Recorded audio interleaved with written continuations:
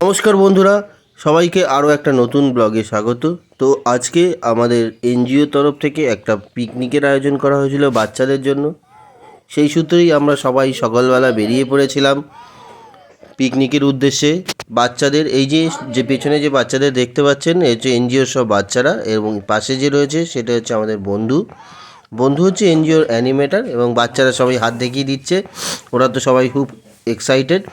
আমরা নিউ টাউনের রাস্তা হয়ে যাচ্ছিলাম, ধীরে ধীরে এগিয়ে চলছি। আমাদের দুখানা বাস টোটাল করা হয়েছিল। একটা বাসে আমরা কিছুজন ছিলাম, আর একটা বাসে সব ম্যাক্সিমাম মেয়েরাই ছিল। ওই যে সামনে যে হলুদ বাসটা দেখতে পাচ্ছে, ওই হলুদ বাসটাতেই মেয়েরা সব যাচ্ছিল। কিছুক্ষণের মধ্যেই আমরা এগিয়ে পড়লাম বিশ্ব বাংলা গেটের কাছে। বিশ্ব বাংলা গেটের তলায় আমাদের গাড়িটা সিগন্যালে দাঁড়িয়েছিল। সবাই দেখো কি সুন্দর একটা আশ্চর্যতম জিনিস, বিশ্ব বাংলা গেট খুব সুন্দর লাগে। পাশেই আমাদের আরেকটা বাস দাঁড়িয়ে আছে, সেই বাসে মেয়েরা সব ছিল। মেয়েরা সব আমাদের দিকে দেখছে, ওরা তো গান বাজিয়ে নাচছিল। আমাদের বাসটাতে গান চলছিল না, যদিও গানের মিউজিকের সিস্টেমে কিছু একটা প্রবলেম হচ্ছিল। আসলে এনজিওর বাচ্চাদের নিয়ে এনজিও প্রত্যেক বছরই একটা প্রোগ্রাম করে, বাচ্চাদের বেশ ভালো লাগে। সব বাবা মার তো এত সামর্থ্য হয় না বাচ্চাদের শীতকালে একটু ঘোরাতে নিয়ে যাওয়া, তো এনজিও সেটা দায়িত্ব নিয়ে করে। ঠিক আছে, খুবই ভালো, আমাদেরও খুব ভালো লাগে। আস্তে আস্তে এবার আমরা মা ফ্লাইওভার দিয়ে উঠলাম। মা ফ্লাইওভারে উপরে উঠে দেখো, দেখতে ভিউটা কি সুন্দর লাগছে। একদম আইটিসি রয়্যাল বেঙ্গল একদম সামনে দেখাচ্ছে, গ্র্যান্ড হোটেল, যেটা পাশেই আছে JW ম্যারিয়েট।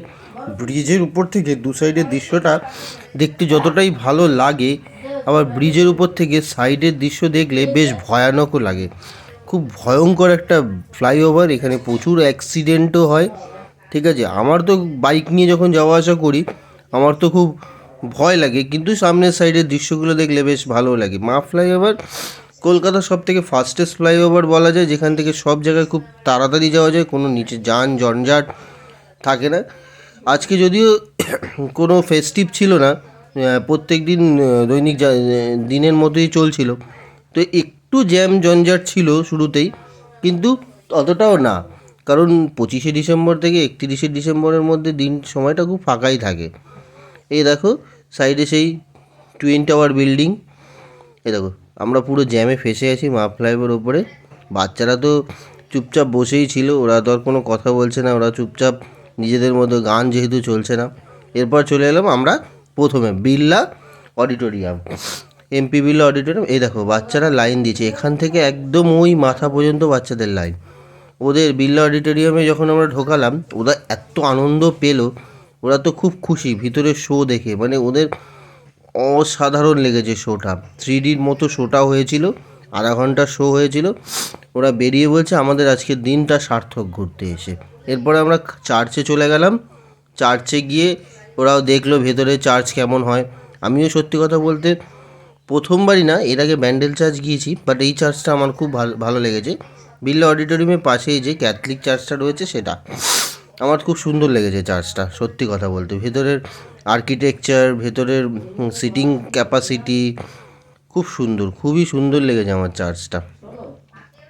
চার্চের ভিতরে সবাই যখন আস্তে আস্তে ঢুকছিল, আমাদের বাচ্চা কাছে, এতগুলো বাচ্চা তো একবারে সামলানোটা খুব কঠিন হয়ে যায়, তাই বাচ্চাদের আস্তে আস্তে করে আমরা একটুখানি এদিক ওদিক করে সামলে নিয়েছিলাম। ঠিক আছে, এরপরে আমরা চার্চ থেকে যখন বেরোলাম, বেরিয়ে একটা মাছের মিউজিয়ামে গেলাম, যেখানে বিভিন্ন ধরনের মাছ রাখা ছিল। অনেক মাছ আমি দেখাতে পারিনি আপনাদের, কি একটা দেখাচ্ছি দেখুন, কি সুন্দর লাগছে না মাছগুলোকে। এটা হচ্ছে গিয়ে আপনার আলিপুর চিড়িয়াখানার অপোজিটেই একটা মৎস্য সংরক্ষণ কেন্দ্র আছে, সেখানে 10 টাকা করে টিকিট নেবে। কেউ যদি ঘুরতে যান অবশ্যই এই মৎস্য সংরক্ষণ কেন্দ্রতে গিয়ে একবার দেখে আসবেন।